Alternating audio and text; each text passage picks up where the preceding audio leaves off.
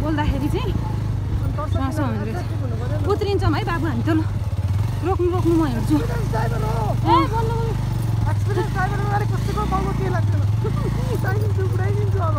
त्यही भनी धन्न कस्तो कस्तो अप्ठ्यारो बाटोहरू नि हामीलाई लिएर जानुभयो। ल ठिक छ।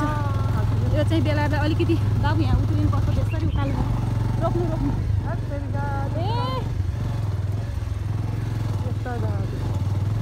यस्तो उकालोमा पनि यो फोनको सिसा फुट्यो हो कि अहिले मैले लेसी फुट्यो यहाँ फोनमा अगाडि माथि माथि बिचमा चर्के जस्तो छ कि ग्लास छड्के। ए म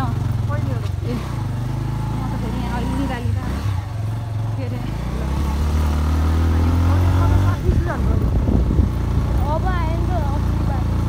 एकैछिन हो यो ढलान त काहीँ काहीँ मात्रै पजेरो पनि आउँदो रहेछ है यता। ल पजेरो स्कर्पियो हो सुमो। हाम्रो बाटो कता हो है हामी त उल्टो उल्टो बाटो हिँडेका छौँ कि।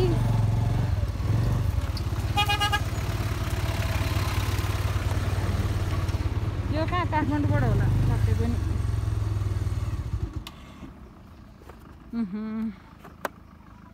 मुनि खाल्टो देखेको यो मुनि पनि कस्तो खाल्टो त्यही पनि कस्तो खेती भएको नि त। मान्छेहरूले जाँगरलाई पनि मान्नुपर्छ।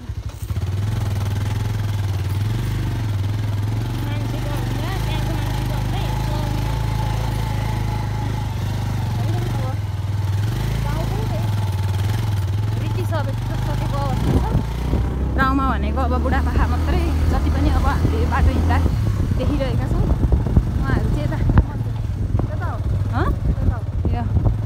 उहाँहरू चाहिँ अलिकति सबै हामी यहाँ आइपुगेछौँ। ल ठ्याक्कै हामी फेरि हाम्रै यहाँ हजुरबाको घरको बाटो निस्केर चाहिँ जाँदैछौँ। अब त्यस्तो बाटो नि आएन हामीलाई। गाउँ पुरै उजाड छ उजाड। त्यो प्राकृतिक रूपमा सुन्दर भए पनि यहाँका बस्तीहरू चाहिँ सबै पातलिने क्रममा छन्। त्यसैले गाउँ बस्ती निकै उजाडिएको छ।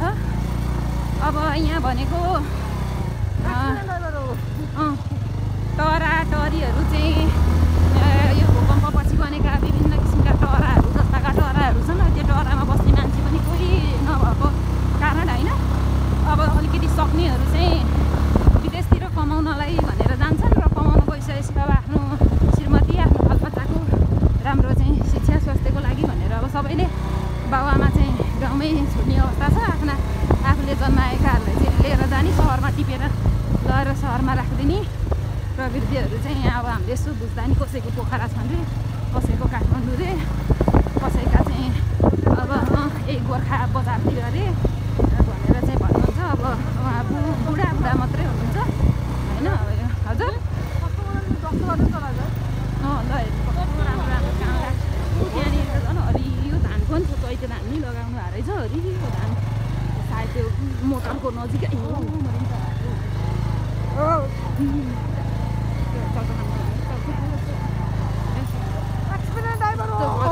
बाटो हेर्नु कस्तो छ बाटोलाई मैले एक्सिडेन्ट ड्राइभर फुल्लर भइजा फुल्लर भयो होला पछाडिबाट अगाडि चकाउने भाइ बाटोलाई मैले एक्सिडेन्ट ड्राइभर हो भन्दै कुरा। अब त्यो डाँडातिर जानुपर्छ हामी है। 4 मिनटको भिडियो फेरि बनेको छ। बुवाहरूको घर कति छ त्यो बाटो सबै ल अब जो जति जे गाउँ बाक्लिए पातलिए जे भए पनि बुढा खाडा भएका बुवा आमालाई पनि अब सँगसँगै लिएर जानु होला।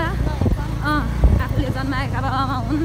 आफूलाई चाहिँ साँच्ची आफूलाई जन्म दिने बाबाआमा हुन्। अब श्रीमती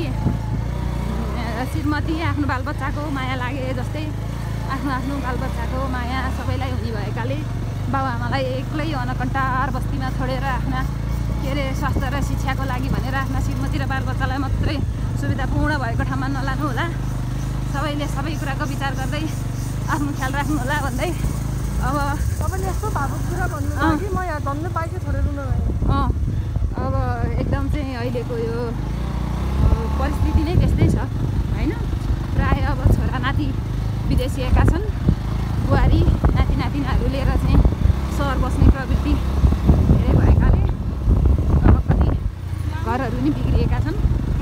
बनेका पनि छन् ल यति भन्दै सबैजना आफ्नो स्वास्थ्यको ख्याल राख्नु होला ल जय नेपाल भन्दै हामी चाहिँ अब बिदा भयौँ